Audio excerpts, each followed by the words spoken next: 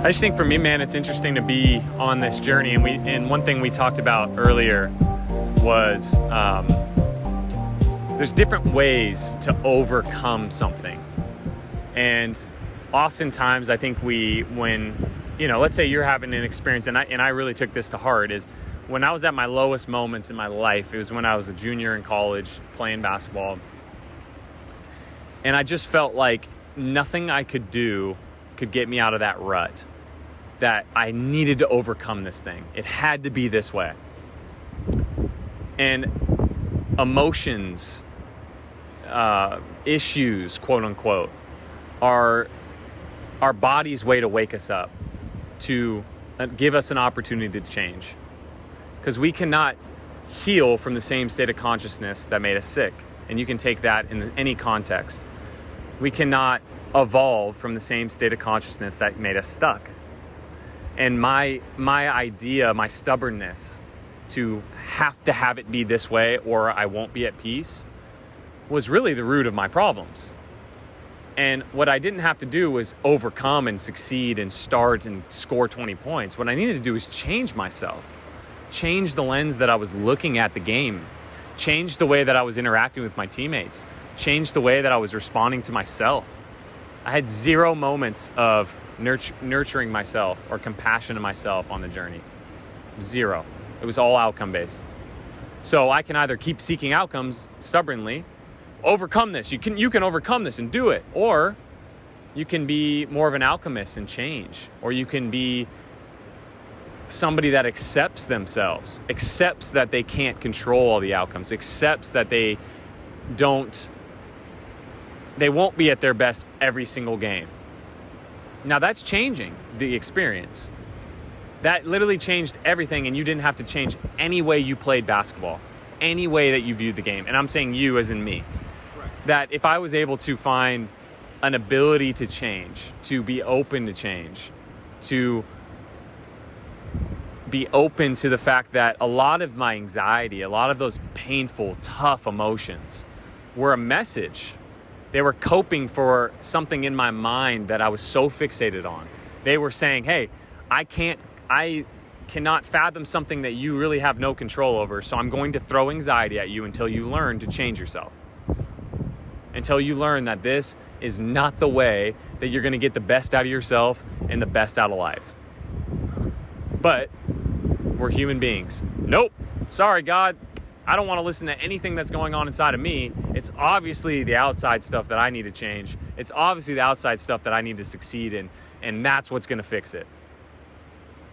And these messages we have within, the burnout, the fear, the anxiety, all of these things are beautiful gifts if we take the time to understand them. And one of those tools is writing a letter to yourself towards your fear, towards your anxiety, and then having the anxiety write a letter back to you. And every time I've done those processes, I've understood that I've taken such a stance and a belief based on the narrative of our culture that having anxiety in sport is not possible. And that's a projection of me expecting that anybody in the NBA or that's a good basketball player does not feel anxiety. So I'm projecting that onto the world. Well, is that true? I have no idea. I have no idea how you're experiencing your life. And so that's another thing I needed to change about myself, not change about the world, is change that I don't know what's going on within everybody else. I can't compare myself because I am 100% unique. And there may be people that resonate to it, but to spend so much time wondering, man, okay, well, they don't feel anxieties, but I feel anxiety. So I'm going to feel inferior because I feel this emotion, versus saying, okay, this is a gift for me to change.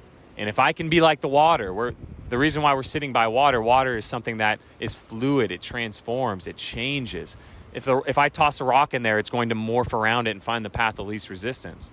These are messages from our body to say, hey, you can function a little bit better. There's some stagnation in your body based on the way that you're thinking of this situation.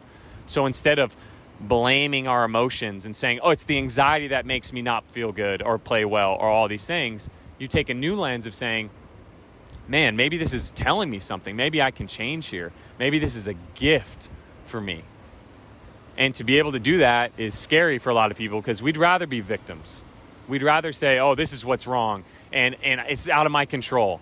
This isn't my fault. We'd rather have that ease, like almost like kind of slowly rip the Band-Aid versus taking responsibility of it. And just saying, I'm responsible for my life and my emotions. And when you're responsible for anything, you can change it. And so I guess what I'm saying is anybody that's listening is just take responsibility for who you are. Is that a coach or a friend or a parent, they can't be the reason or the guide to who you truly need to be or want to be and the fulfillment that would be.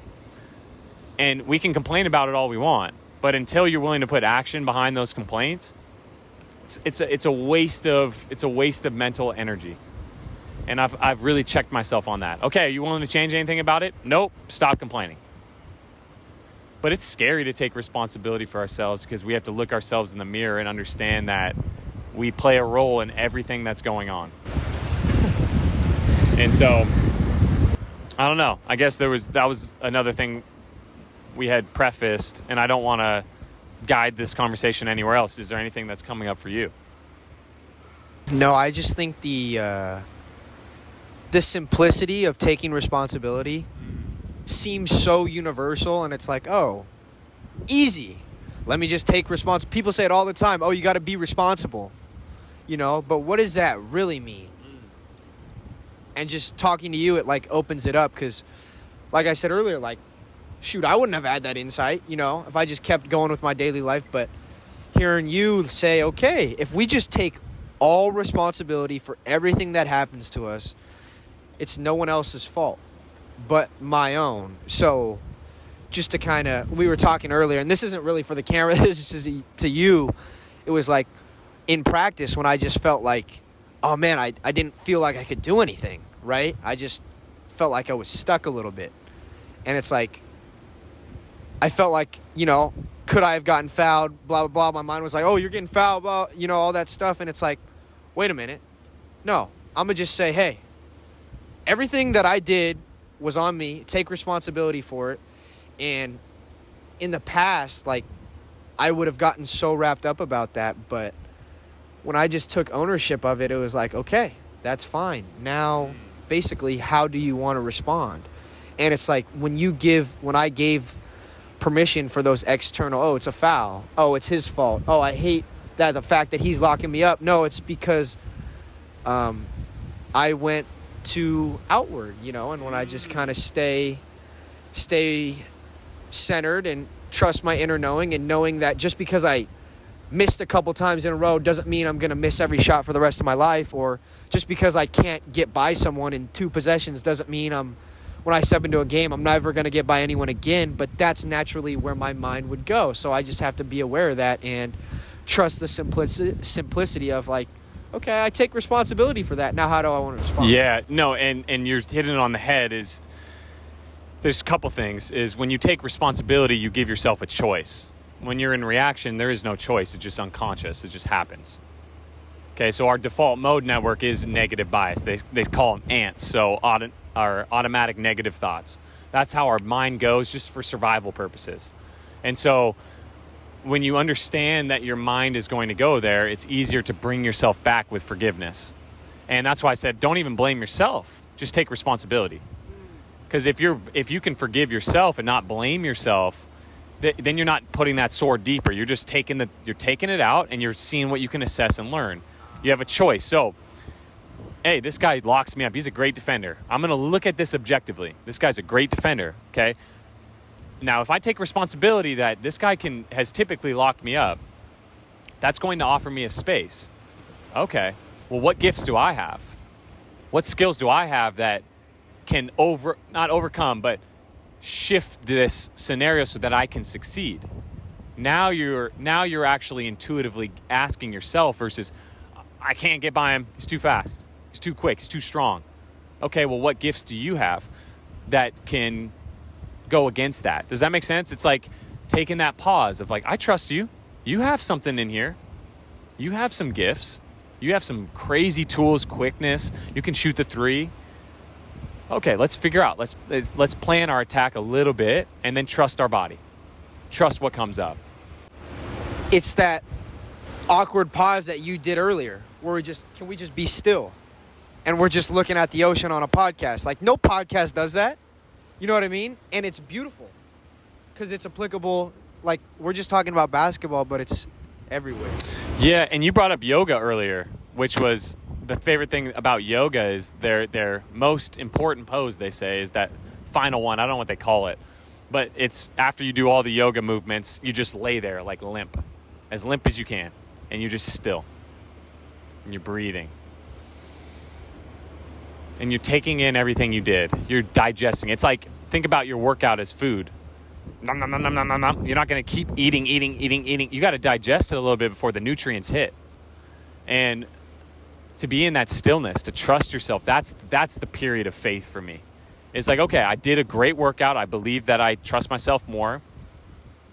Part of me allowing my body to recalibrate is trusting it. It's saying, okay, I see that you're tired. I'm going to honor that you're tired. I'm not going to say, oh, you should be in better shape. You should be doing this. You should be getting by this guy. Okay, well, why are we so quick to just shit on our bodies and separate from ourselves? You know, like when I said earlier that I've never been injured or missed a game, and yet most of my dialogue to my body is in a harsh tone. I can't believe you missed that shot. I can't believe you have injury, like your shoulder's hurting. I can't believe your knee is bugging you. I can't believe your ankles are... Dude, I've literally protected you for 20 years playing basketball. You've never missed a game.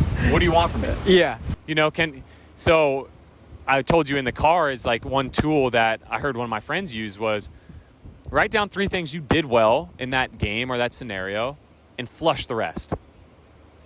To be able to shift that narrative, because it's already going to be negative to begin with, shift that narrative just a little bit. Wow, look at this and this and this. Even if you miss those shots.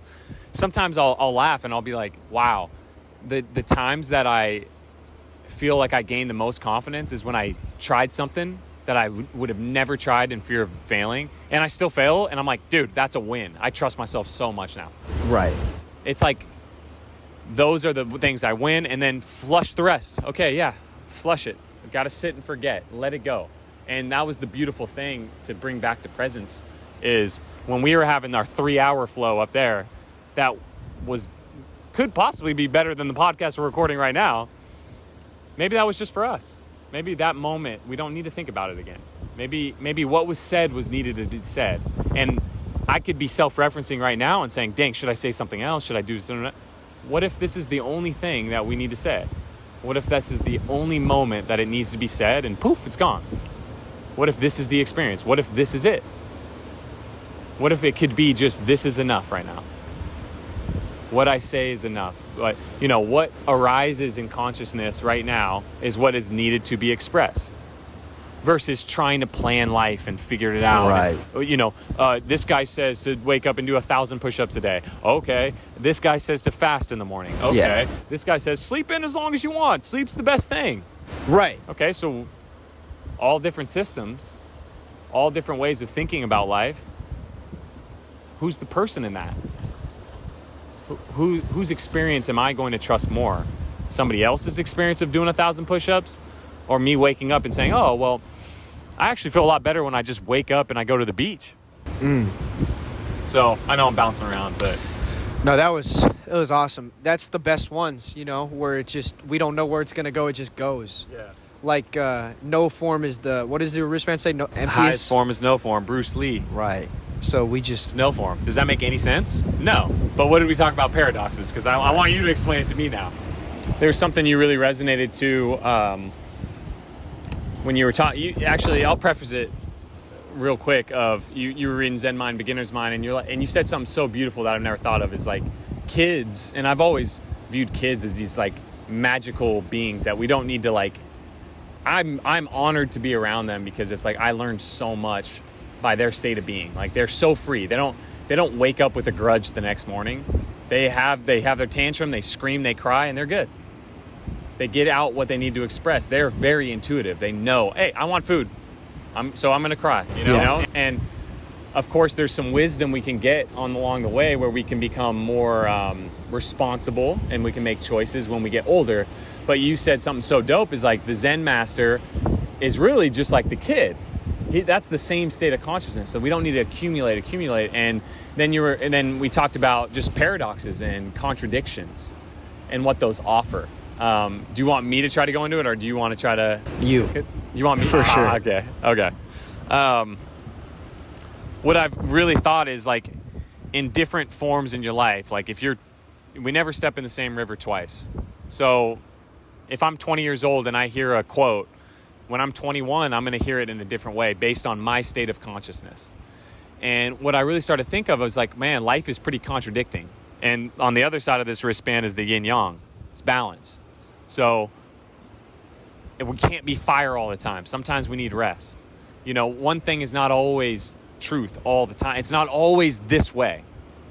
And what I realized is I was like, man, that is the most freeing thing in the world, because I don't have to be right anymore. I don't need to find the right answer, because it's always going to shift. And every single thing I could say, there's a paradox to do its opposite. Oh yeah, in this situation you would. So there's a practice of discernment rather than trying to find the right answer. And to me, that paradox and contradictions, I think, are God's way of winking at us and saying, good luck, try to crack the code. But you're not going to. Right. There's always going to be a paradox that's much greater that you can never conceive or figure out. And to me, that's that ability to be in limitless possibilities. We can be change. We can change all the time as much as we want. And that's what paradox is to me, is this ability to say, okay, I thought I read it like this and I'm sticking to this. It's got to be this way. Well, let's take DK Metcalf, for example. The dude is shredded, yoked, 9-pack. Dude eats 3 bags of candy a day and 1 meal. And all the nutritionists is like, what are you talking about? No, that's not the way. That's not the way. Well, DK Metcalf's a freak. So are you going to say his way's wrong? Because he's actually dominating in the NFL. So there's those paradoxes humble us. It's like, no, DK could do it at whatever way he wants. Allen Iverson humbles us. Oh, he doesn't even train and he's that good. Does that kind of make sense? So to me, those contradictions and those paradoxes are just, yeah, they may be tough. It may be a lot easier to try and find your way and your viewpoint in life and stick to it. But to me, that's that stagnation. And that's that fear of change that creates a lot of the issues in our lives. And going back to what we talked about earlier, of being able to understand that we can change ourselves and it automatically changes the world around us. It has to. As soon as you change, as soon as I respond to something differently internally, unconsciously you have a chance to choose that as well. And the best example I could give is a bully. So if I'm a bully and I'm like, Connor, you suck, dude. That shirt's terrible. And you're like, screw you, dude. And you give me that anger. You're giving me that anger. You're feeding that. So I'm going to keep doing it because that's what I want. Now, let's say one time I say, I hate your shirt. And you just go, appreciate you, dude. Walk away. And the more and more you do that, he's not getting that reaction. So he's given 2 choices. Does he change or does he find someone else to bully? He either leaves you alone or he has to change. And that's that space, is like, we can't control other people. We can't control how they handle their lives and tap in. And that's, again, even more reason to believe in yourself. You're the only person you can ever change. So wasting your energy trying to navigate and control people and control the narrative is really, again, forgive yourself, because it's inflicting more wounds on you than anybody else around you. So at the end of the day, I have no idea how people may hear it, and I have no control over how they tap into it. And in the past, that would have screwed me up. I would have been like, man, I think I could really help people. This has to change. And really what it was is me being afraid to apply it myself, that I was worthy enough to receive these gifts and this wisdom, that I was worthy enough to read these insightful meditative pieces, and I could be one, like I could be in that space too. I don't need their experience. I can be inspired by it, but I don't need it to be knowledge. I can actually embody it. So would love to hear your thoughts, because I know that would kind of open up some doors for you. That was awesome.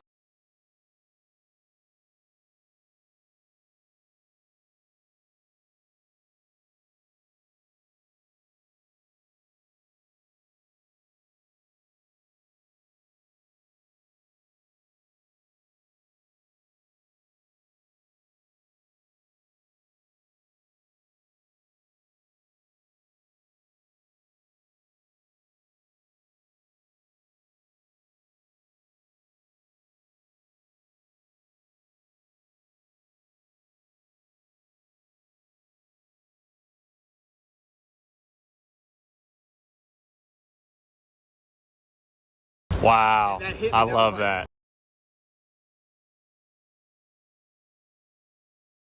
Yeah. Unconsciously, Yeah. when he- Wow.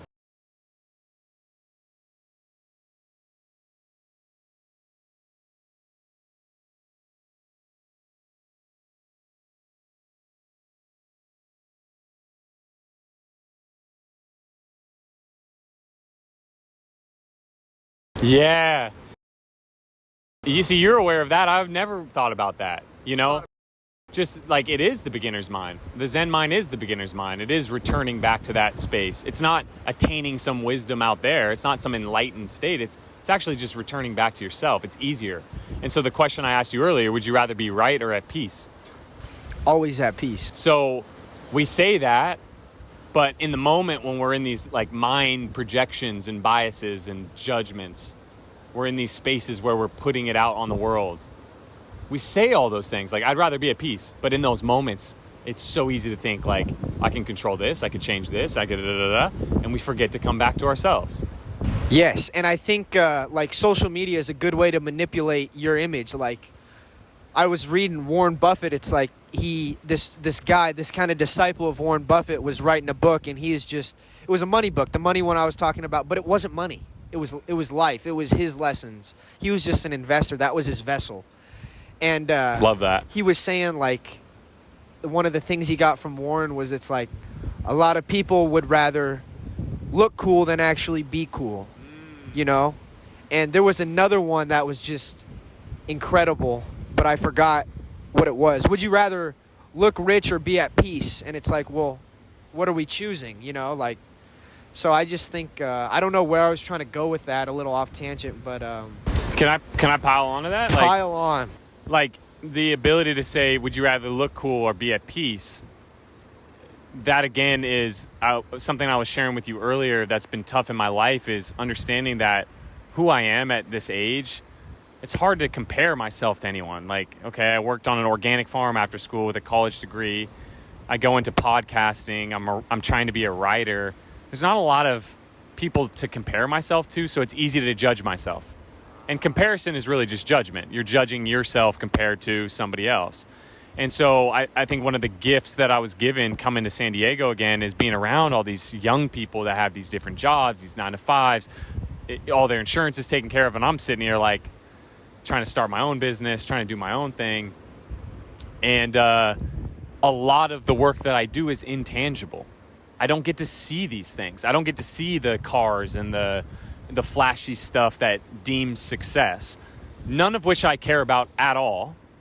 So I don't ever get tripped up on it. But it's something that I had to realize is, man, I need to even be more secure of myself if my life is centered around the intangible things, those things that people can't see. So I need to be secure in myself that it's enough. It's easy to have the money, the cars, and post it on Instagram and get some sense of security because it's like, oh, that's visible. This guy's successful. Well, what if my success is like really being at peace? Nobody can see that. Nobody can see the shift that maybe you got when you listen to a podcast and your mind shifts. What's that worth? And we were talking about that. What are these conversations worth? We've been talking for like 6 hours today. You know, I'm almost like shocked we're still talking. But like, what is that worth? You know, what are these moments worth where two guys get to share that type of connection? On the outside looking in, what are we doing? We're talking to a phone, sitting on rocks, talking about things that, yeah, it may not give you thousands of dollars. It's not a get-rich-quick scheme. It's not going to lose you 100 pounds. But what's inner knowing worth to you? What's being secure with yourself? What's knowing your highest self? What's evolving consciously? All of these things we can't see. All these things are not tangible. So I don't know. I say that all to say is like there's been a shift in my focus of being, okay, when I start to self-reference myself or judge myself or compare myself, can I be aware of the intangible things in my life? My energy, my space, my spirit, my enjoyment, my breath. All those things, you can't see your breath, but it may be one of the most important ways to living a peaceful life. Now, if I'm dialed in on that and my breath is flowing, but I don't got the nicest car in the world, am I going to judge myself? Am I going to compare myself? Or am I going to be able to accept that, wow, I'm on a unique path that fulfills me, intrinsically fulfills me? Can that be enough? And I'm not perfect. I get caught up. I get caught up pretty much daily. And it's just a choice, like you said, a choice to choose it. Am I responsible for my life, or am I allowing somebody else to dictate it? Choice. Beautiful. It's interesting, we talk about the breath, and I just think it's like, once again, I don't choose to breathe. I don't choose to wake up. I don't choose for my heart to flow. I don't choose to, be able to see. That just stuff happens naturally. But the breath is cool because when I think about like who I was as a kid, right? And he's just a little 7th grader, or he's a little 5th grader, 3rd grader, just doing what he wants to do. It's like he's still there because the only thing that connects me from him is the breath, just breaths after one another, leading up to where I am right now.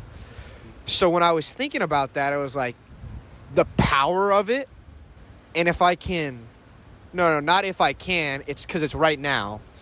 So when I'm using it right now in this moment, the power of this, which gives me life and has given me life from 3rd grade me to now, is magical. That is the most beautiful thing I've ever heard you say. What's crazy is as you're talking about your breath, I become more aware of my breath. Actually, I should say I become more conscious of my breath because, like you said, our heart is beating naturally. We heal naturally. If I cut myself, my body's healing, and I'm not choosing that. Our bodies are freaking machines, dude. They're magical.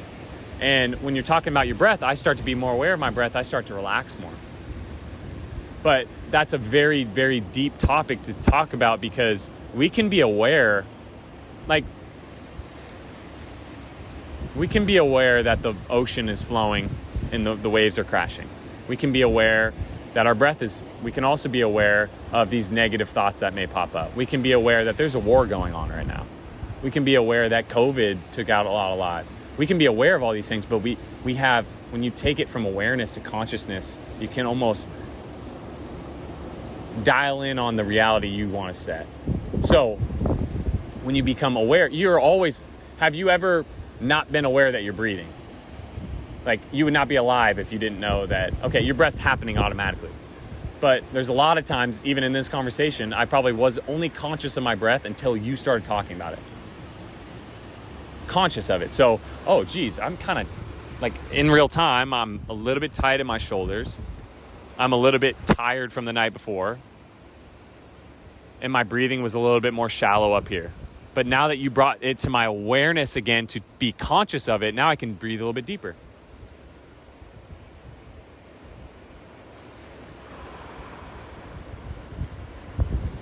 I can take in the ocean. And our breath is, in Latin, it's spirit. Our breath is our lungs are cousins to the heart. So it's how the heart flows. It's in direct correlation. And so the spirit is flowing through the breath. And if we lose our breath, Jeffrey will talk a lot about, if you have a stressful thought, a lot of times we go, we stop breathing. And so the what's actually buried in that is the experience is we lost our breath. And so if you have a tough experience again and you keep your breath, things start to move through. So I want to hit you with one. You said when I started talking about the breath, I think we got like 3-4 minutes on this one. When I started talking about the breath, you said you felt more aware of it. And then you're like, no, you corrected yourself. No, I feel more conscious of it. What's the discernment between the two? Yeah, so I was trying to describe that a little bit. I think I was, again, a little bit off on how I was explaining it. But I was saying, are you aware that there's a war going on right now? Are you aware that there's poor people in the world? Are you aware that there's homeless people? Are you aware that there's people starving? Are you aware that your breath is always breathing or else you'd be dead? So awareness doesn't mean like I'm aware that there's a war. I'm not conscious of the people that are there. I'm not there with them. I'm aware, it's in my awareness, but I'm not conscious of it. When you become conscious of something, you can do something to change it. You can take responsibility, some would say.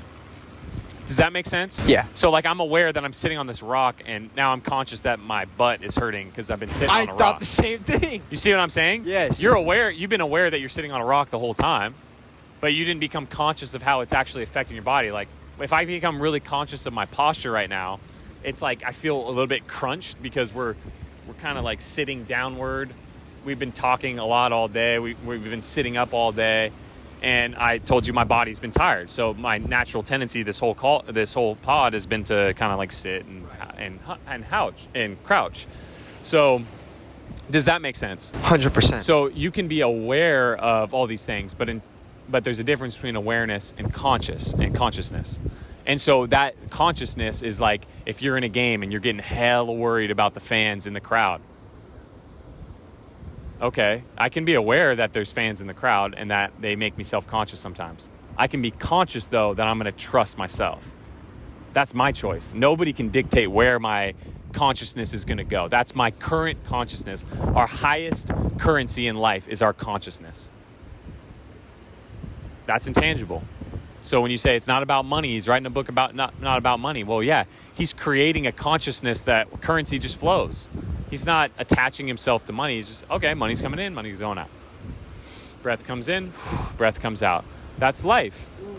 So we take stuff in, we let stuff go. So a conscious breathing thing that anyone listening could do, I know we're running out of time, but is focus about 3 inches below your belly button. And you can that's called the lower dantian, so it's the elixir field. And you can breathe, almost imagine yourself breathing away from your spine.